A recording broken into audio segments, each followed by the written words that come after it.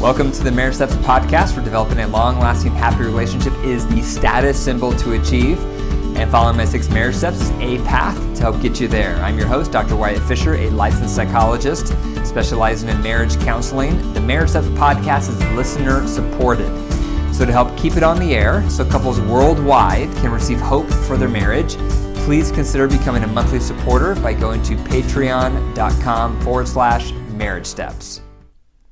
The marriage tip of the night is always have no tech time with your partner. Do you ever have that time where both you and your spouse power off your gadgets and give and receive undivided attention? It's rare. Most couples never have that. And we used to always have that before all the tech became possible and was invented. No tech time was the norm. But now we have tech in our pocket, tech in our hand, tech on our lap. We have tech everywhere.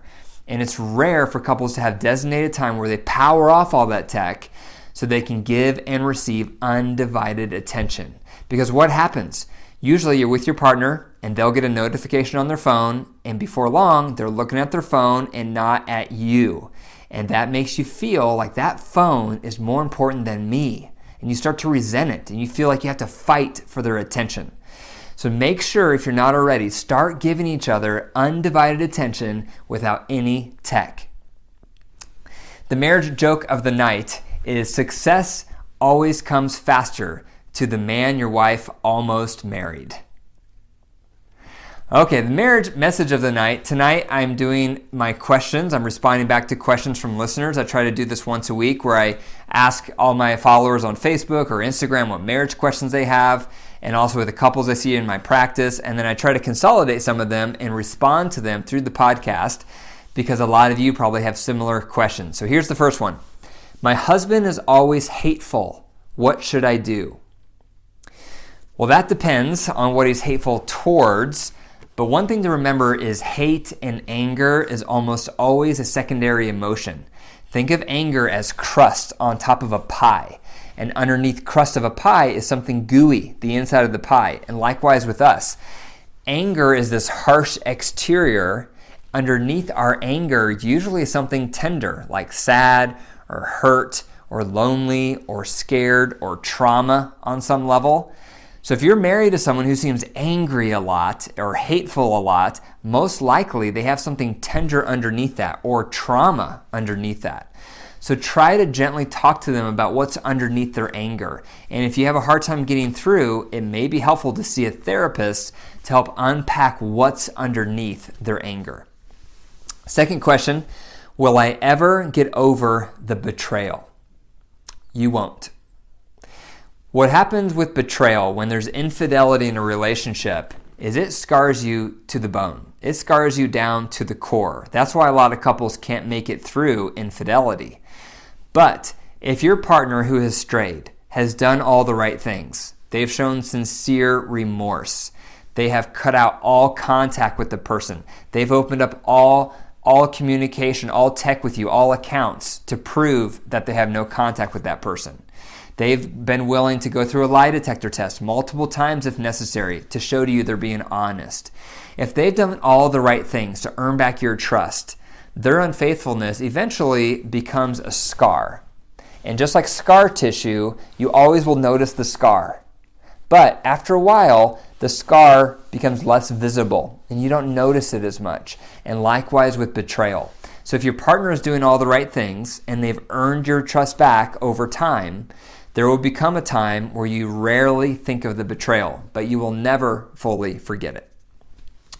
Next question. I can't bring up certain topics without my husband getting upset. Help. When that's the case, there's a good chance you are coming across in a critical way or in an attacking way, and that's why they're getting defensive. So if you need to make a complaint, you need to bring up something negative to your partner, or you can't bring up a topic without them getting defensive, you need to practice the 4 steps to a soft startup. And those 4 steps include, you start off with how they've gotten better. You want to praise them first. Second, talk about how it's probably not all their fault, this behavior they're doing that upsets you. Look for their innocence. Third, think about how you may have contributed. Maybe directly you've done something that influenced their behavior that hurt you or upset you, or perhaps their behavior is triggering a wound from your background, so you're reacting strong, or it's violating some value from your background, so you're reacting strong. Okay, so those are the first three things you need to say: how they've gotten better, how it may not be their fault, and how you may have contributed. And then fourth, you state your complaint. But when you say your complaint, you have to take out the word you, always and never, and you have to express your tender underbelly and your core need. What's the core need getting stirred up for you with this whole conflict? Because it's not the complaint. The complaint is the surface level, the weeds. You have to get down to the core needs. So if you express it that way to your partner, most likely they will not get defensive, or at least it's going to reduce the risk of them getting defensive, because they're going to feel validated, they're going to feel appreciated, and they're going to appreciate you acknowledging that you may have had something to do with it. So try that approach, and it should reduce your partner's defensiveness. Next question: how do I let go of resentment? So resentment is easiest to let go when your partner is no longer doing that behavior. One of the fastest ways to get over resentment is your partner changes. They stop doing the behavior that hurt you or offended you or frustrated you. They've stopped it. But even when they've stopped it, you still may have some lingering resentment from the past, from your history together, from how much they did that behavior in the past. And when that's the case, I recommend the compassion chart. And the compassion chart is a series of questions that builds compassion, and compassion promotes forgiveness. So the first question to ask yourself is, what are the things in my partner's upbringing that may have influenced their behavior to hurt me in this way? What did they go through growing up? What kind of wounds did they experience that may have contributed to them behaving in this way that hurt me? That's question number one. Second question is, what was going on in their circumstances in their life that may have contributed to them hurting me? What were they going through? What were they experiencing? What were their stressors? How did those variables impact their behavior that hurt me?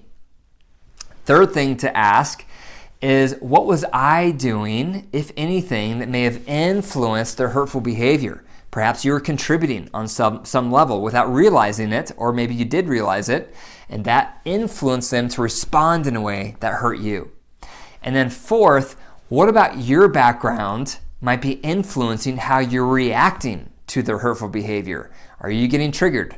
Are you having a wound? Getting activated? What about your background might be influencing how you're responding to their hurtful behavior? So you can see there's some overlap with this technique and the soft startup for a reason. But that's called the compassion chart. So what about their upbringing may have influenced their hurtful behavior? What about their circumstances? What were you doing that may have influenced their hurtful behavior? And what about your background may be influencing how you're reacting to the hurtful behavior? Those four questions will usually increase your compassion, and that will help promote forgiveness, which will help you let go of the resentment. Okay, next one, last question here is, my partner and I are both trying to improve our addictions.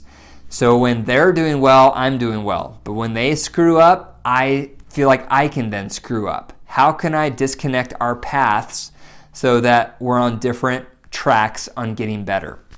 So some couples struggle with addictions. You may be one of them. And the addictions can vary from eating, like food can become an addiction. Obviously substances, whether it's alcohol or marijuana or anything else. Addictions can be common for couples. And sometimes the progress of the addictions can be too enmeshed with your partner, where you can feel like, well, they just fell off the bandwagon, so I guess I can also. Or, they're doing really well, and so I better do really well on my progress.